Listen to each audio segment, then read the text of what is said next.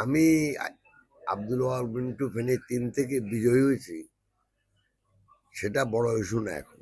আমি মনে করি বাংলাদেশের ভবিষ্যতের জন্য ডাইনাস্টির প্রতীক জেতা এবং বিএনপিকে রাষ্ট্র ক্ষমতায় বা রাষ্ট্র পরিচালনার সুযোগ দেওয়া বাংলাদেশের জন্য অত্যন্ত গুরুত্বপূর্ণ। সেই হিসাবে আমি কত ভোট পাইছি, জিতছি কিনা, এটা আমার জন্য ইম্পর্টেন্ট না এখন। আমি মনে করি আমাদের নির্বাচন অবাধ সুষ্ঠু হিসাবে আমি মনে করি কোনো মারামারি হয় নাই, কোনো কিছুই হয় নাই, সবাই ভোট দিচ্ছে, আমাদের কোনো কমপ্লেনও নাই এবং কেউ ভোট কেন্দ্রে যেতে বাধাপ্রাপ্ত হয়েছে এরকম কোনো খবরও আমাদের কাছে নাই। তো সে প্রেক্ষিতে আমি মনে করি যে আমাদের এই নির্বাচন স্পেশালি ফেনী ৩-এ এটা অবাধ এবং সুষ্ঠু হয়েছে। আমি আশা করি যখন ফরেন অবজারভারদের রিপোর্ট পাওয়া যাবে তখন এটা গ্রহণযোগ্য বলেও বিবেচিত হবে।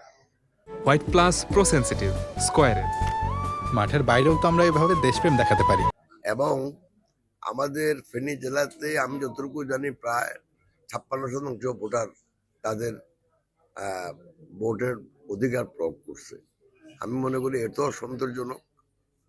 আর আমি আপনাদেরকে ধন্যবাদ জানাই, আপনারা বহু কষ্ট করছেন, আপনাদের এই কষ্টের জন্যই হয়তো অবাধ ও সুষ্ঠু গ্রহণযোগ্য নির্বাচন হচ্ছে।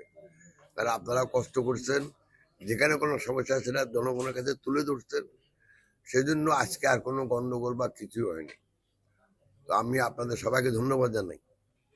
আমরা ফেনীর গর্বিত সন্তান হিসাবে আমরা ফেনীর উন্নয়ন চাই।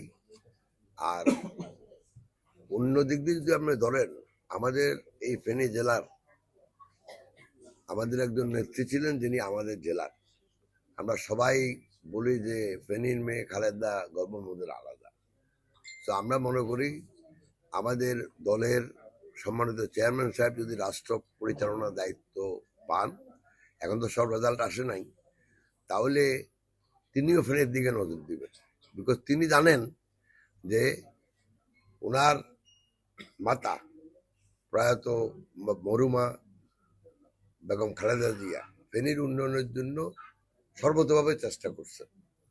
তো আমি আশা করি উনিও ফেনীর দিকে নজর দিবে, আমরা ওনাকে সহায়তা করবো ইনশাল্লাহ, যেন ফেনীর উন্নয়ন যেন আরো বেশি হয় ভবিষ্যতে।